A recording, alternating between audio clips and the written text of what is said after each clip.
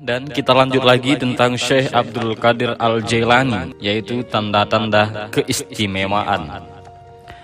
Sebagai seorang wali, Syekh Abdul Qadir Al-Jailani dianugerahi oleh Allah banyak keistimewaan. Keistimewaan Syekh Abdul Qadir dari Allah ini bukan hanya ketika beliau telah lahir dan sudah menjadi wali besar.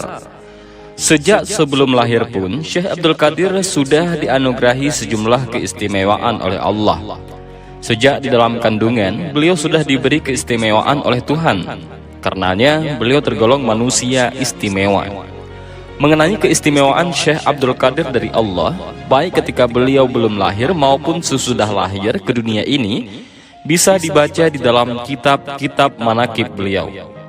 Di antara keistimewaan beliau sebelum lahir adalah beliau bertemu dengan Rasulullah Sallallahu Alaihi Wasallam di malam Mi'raj, sebagaimana di dalam kitab manaqib Jawahirul Ma'ani.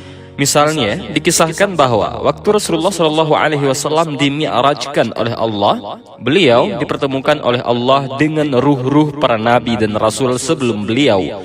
Bukan hanya dengan para nabi, Rasulullah juga dipertemukan dengan para wali. Saat Rasulullah hendak naik mencapai Arash, maka Allah mengutus roh Syekh Abdul Qadir untuk menghadap Rasulullah Sallallahu Alaihi Wasallam. Saat itulah pundak Syekh Abdul Qadir dijadikan sebagai tangga bagi Rasulullah untuk naik ke Arash. Ketika hendak naik ke pundak Syekh Abdul Qadir itu, Rasulullah pun bertanya kepada Allah, siapa sesungguhnya sosok yang menyediakan pundaknya sebagai tangga untuk naik ke Arash itu? Allah pun menjawab bahwa sosok yang ia injak pundaknya itu adalah cucu beliau sendiri yang bernama Abdul Qadir. Saat itu juga Allah berkata kepada Rasulullah, seandainya aku tidak menutup pintu kenabian dengan dirimu Muhammad, pastinya aku akan mengangkat Abdul Qadir sebagai nabi setelahmu. Setelah itu Rasulullah pun berkata kepada cucunya itu, hai cucuku, sungguh beruntung kau bisa melihat dan bertemu denganku. Dan betapa beruntungnya orang-orang yang bisa melihat dan bertemu denganmu. Dan betapa beruntungnya pula orang yang bisa melihat orang yang pernah bertemu denganmu. Begitu seterusnya hingga 27 generasi. Aku berdiri di atas pundakmu dan kau berdiri di atas pundaknya para wali. Peristiwa ajaib itu terjadi ketika Syekh Abdul Qadir Al-Jailani berada di alam roh. Saat Syekh Abdul Qadir lahir ke dunia atau ke alam material ini, beliau pun terus dianugerahi tanda-tanda keistimewaan oleh Allah. Di antara keistimewaan Syekh Abdul Qadir ketika masih bayi ini adalah dirinya yang sudah ikut berpuasa Ramadan. Seperti dikisahkan oleh Al-Syafi'i dalam sebuah karyanya, Khulasah Al-Mufakir fi Manaqib Syekh Abdul Qadir wa Jamaah min Asyukh Al-Akbar, bahwa suatu hari ibunya Syekh Abdul Qadir, Ummu Al-Khair, berkata, ketika aku melahirkan putraku Abdul Qadir, ia tidak mau menyusu pada siang bulan Ramadan. Karena ketidakmauannya menyusu di siang hari saat bulan Ramadan itu, maka Syekh Abdul Qadir lalu menjadi penanda bagi masuknya bulan Ramadan. Jadi, masyarakat di kampung Jilan saat itu, ketika hendak mengetahui apakah bulan Ramadan sudah datang atau belum, maka salah satu caranya adalah melihat Abdul Qadir yang masih bayi. Apakah bayi ini masih mau menyusu di siang hari ataukah sudah tidak? Jika memang di siang hari sudah tidak bersedia menyusu, maka pertanda bulan Ramadan sudah datang. Kabar ketidakbersediaan Abdul Qadir tidak mau menyusu di siang hari saat bulan Ramadan lalu menyebar ke luas ke masyarakat. Masyarakat pun gempar bahwa ada seorang bocah bayi bernama Abdul Qadir yang ikut berpuasa. Lalu dikabarkan pula bahwa ibu Syekh Abdul Qadir mengandung beliau ketika berusia 16 tahun. Hingga ketika memasuki usia remaja atau masa menuntut ilmu. Keistimewaan Syekh Abdul Qadir semakin mempesona dan menarik perhatian banyak orang. Kisah yang paling terkenal tentang keistimewaannya di usia remajanya adalah soal kejujurannya ketika dirampok oleh segerombolan begal sewaktu dirinya hendak pergi menuntut ilmu ke Baghdad. Seperti dikisahkan dalam kitab Irsyadul Ibad karya Syekh Zainuddin bin Abdul Aziz Al-Malibari yang mengutip cerita dari Al-Yafi'i dari Abdullah Muhammad bin Muqatil dari Syekh Abdul Qadir Al-Jailani. Dalam kitab tersebut dikisahkan bahwa pada suatu hari Abdul Qadir yang usianya masih belia meminta izin ibundanya untuk pergi melanjutkan pendidikannya ke kota Baghdad. Sejak kecil anak ini memang sudah haus dengan ilmu. kepada ibundanya, dirinya ingin sekali berguru kepada ulama dan orang saleh di Baghdad. Sang ibunda pun merestuinya. Karenanya, layaknya seorang anak yang hendak pergi mondok ke pondok pesantren, sang ibunda memberikan bekal kepada Abdul Qadir, bekal berupa uang 40 dinar. Supaya aman, maka uang bekal itu disimpan di sebuah saku yang sengaja dibuat di posisi bawah ketiak. Tak lupa juga sang ibunda berpesan kepada Abdul Qadir untuk senantiasa berkata benar dan jujur dalam setiap kondisi apapun. Pesan sang ibunda ini dipegang benar oleh Abdul Qadir. Maka setelah cium tangan sang ibunda, Abdul Qadir pun meninggalkan kampung halamannya untuk menuju Baghdad. Saat itulah Baghdad memang dikenal sebagai pusat ilmu pengetahuan, yaitu kota pendidikan.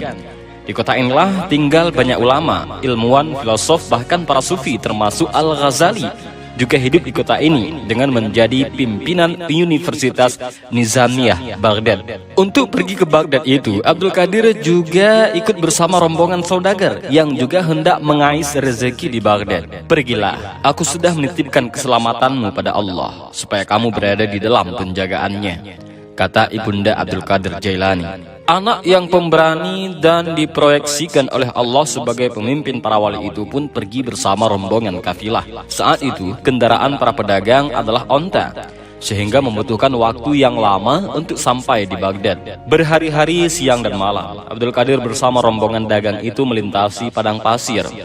Di tengah perjalanan itu, sebuah musibah terjadi.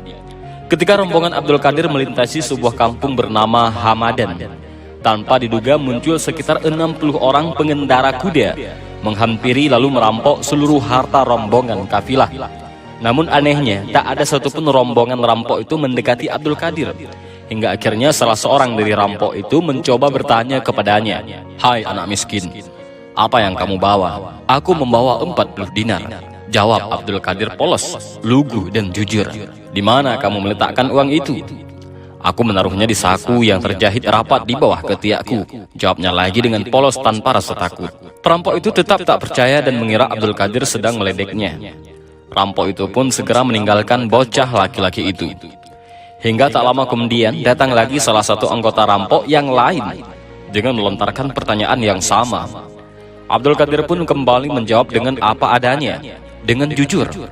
Namun lagi-lagi perkataan jujurnya itu tetap tak mendapat respon serius.